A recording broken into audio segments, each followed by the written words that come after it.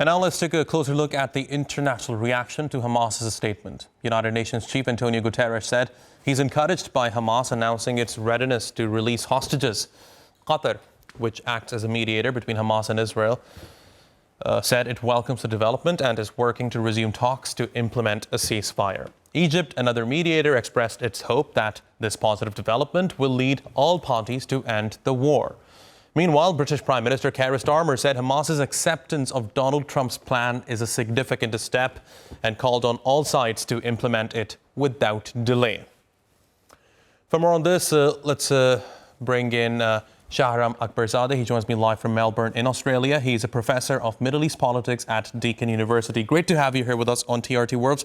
So the only side delaying the implementation of the ceasefire deal is Israel, is it not? Well, it appears to be that way.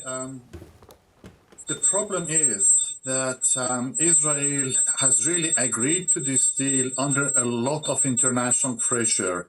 And because President Trump really pressed Prime Minister Netanyahu to accept this deal. So if it was left to the Israelis, they would have continued to prosecute the war in Gaza.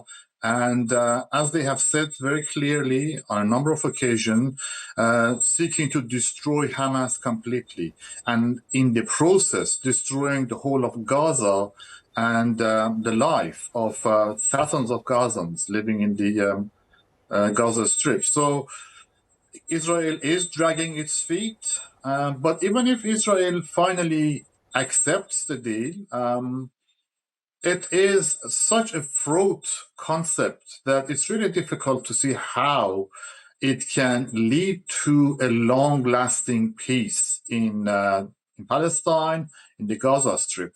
One thing which is very positive is that if Israel accepts the deal, the killing of civilians will stop. So that is positive. And I think given the fact that President Trump is trying to secure a claim to a Nobel Peace Prize, I think we will see a lot more pressure from Washington on Israel to accept the deal. So that is positive because it will end the misery and the killing of Palestinian civilians in the Gaza Strip.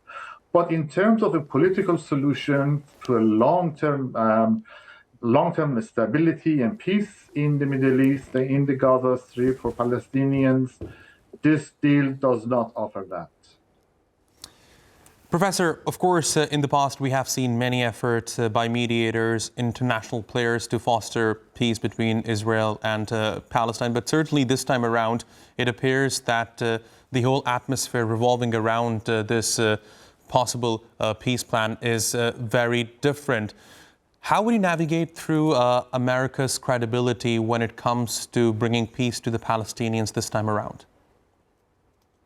Very good question. I think America under President Trump has done so much to tarnish its reputation and credibility in the region. So that is the big problem that U.S. diplomats face.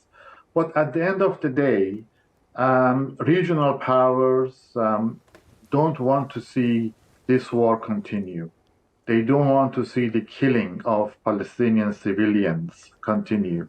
So with all the reservations in place about Trump, his intentions and his agenda, I think everyone is prepared to go along with this peace deal because it will stop the killing. Professor Shahram Akbarzadeh, thanks very much for joining me here on TRT World. Really appreciate your taking out the time.